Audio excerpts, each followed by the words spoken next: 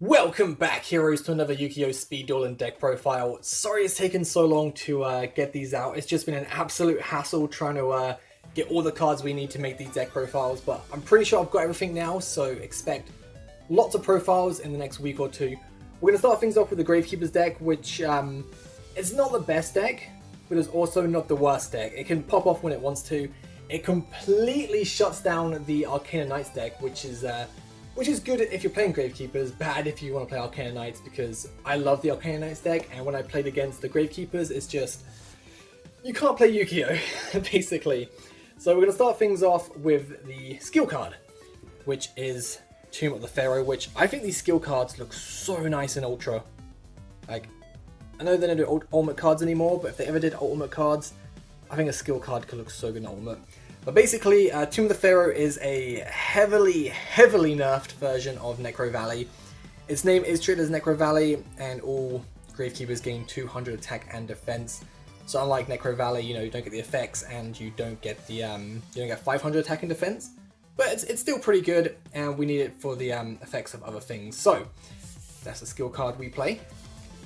So onto the monsters, we play free Recruiter, because Recruiter can just search every monster in the deck, because even our big boss monster has 1,500 or less defense, so we can search out our chief, our big boss monster, anything we want. So I mean, free Recruiter just probably mandatory to play. So next up we have two Priestess. So if Necro Valley gets popped, she can come out and gain the effect of Necro, or the name of Necro Valley, which is great. Also, if you have Necro Valley out and this out, I think you get 400 attack and defense, because 200 from Necro Valley, well, Tomb of the Pharaoh, 200 from this. It's pretty good. You don't have to play 3 of these, because obviously you've got the Necro Valley to count as the third one. So, next on, this is when my deck gets a little bit conflicted a little bit. So I'm playing 3 Spears. It's not...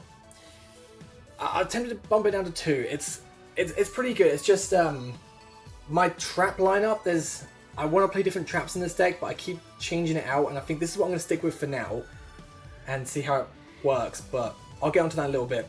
So play 3 Spear, because obviously with the effects of Necro Valley, and when we have Wonder Wand in the deck as well, it can do some big piercing damage, and obviously, piercing is actually quite nice.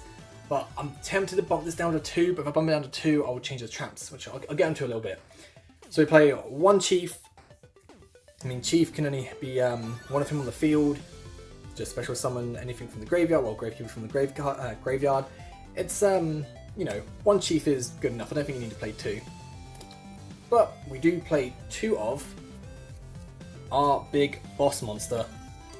So if you can tribute 3 Gravekeepers, which is, sometimes it's doable. Like, I very rarely can get the 3 tributes off, but if you can just get the 1 off, then you've got like a 2000 beta, which is great, and then the effects of like Necro Valley and stuff, plus the 1 you tribute. If you can tribute Chief, get all those extra attack and defense. It's your basic big boss monster. Plus with Wonder Wand onto it, it can become quite powerful.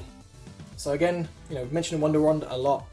We play 2 of them because every Gravekeeper is a spellcaster in this deck. So extra 500 attack and defense, and if you need to, draw 2 extra cards, just bam, send it to the graveyard with the Gravekeeper monster, get 2 cards, just in case. So next we play 2 Hidden Temples of Necro Valley. I'm tempted to boost it to 3, but I don't think I've ever needed 3. But this card is just, it's pretty good. You can't neither play against special summon monsters like Gravekeepers, so basically if you can get this out, the Arcana Knights can't really do much, because the version I play, the strongest card in there, King's Knight or Jack's Knight? Basically their strongest monster can't get over a Gravekeeper with Wonder Wand, so you're kind of like, you're a little bit screwed. So you kind of want to just, if you're playing Arcana Knights, just side in some Twisters just to pop these to be able to special summon your Arcana Knight, but it actually shuts it down pretty well, which is good. Next is 1 Gravekeeper Steel. Again, like the ratios in this deck, you can play around with them a little bit, just whatever works best for you. I went with 1 Steel, just the recording had to end, I'll just get like a chief back pretty much, or I don't know what. I'm tempted like even not even play this. Like it's either 1, 0, or 2, and I think 1 is just one's good. One's good just to get back a chief or anything really you kind of want to need. If you haven't got like a monster in hand, then you can just bam get 2. So onto the trap lineup. This is where it gets very iffy because I don't know what I want to play really. So I play 2 Windstorm just because we have our spear which can do piercing damage, and it also puts all the monsters into defense so you can live another turn, gives you extra like survivability. But also I have 3 copies of these and I kind of want to play 2 or 3. Not even sure how you pronounce it. Michizuri. It's so good.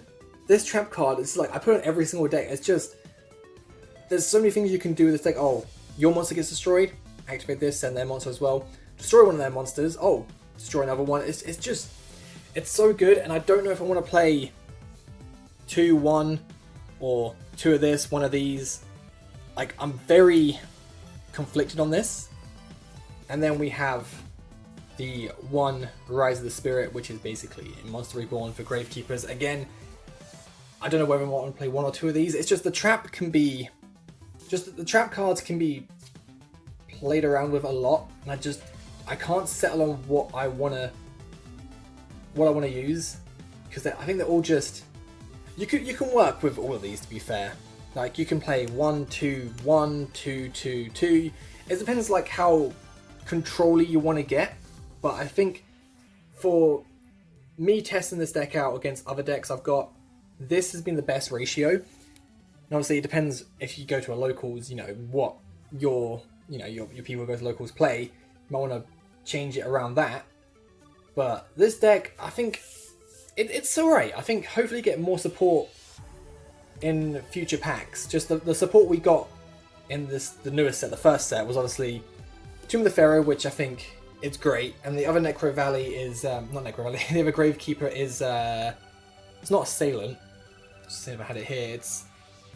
It's one that I don't think is good enough to be played, but I'm hoping, like from what I remember playing Gravekeepers back when they were, you know, really relevant.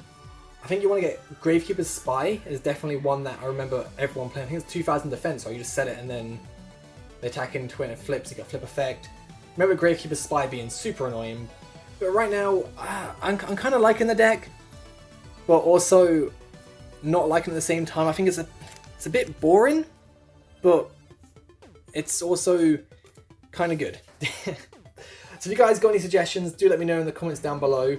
I think next I'm going to show off my Arcana Knight deck, which I'm having a lot of fun with.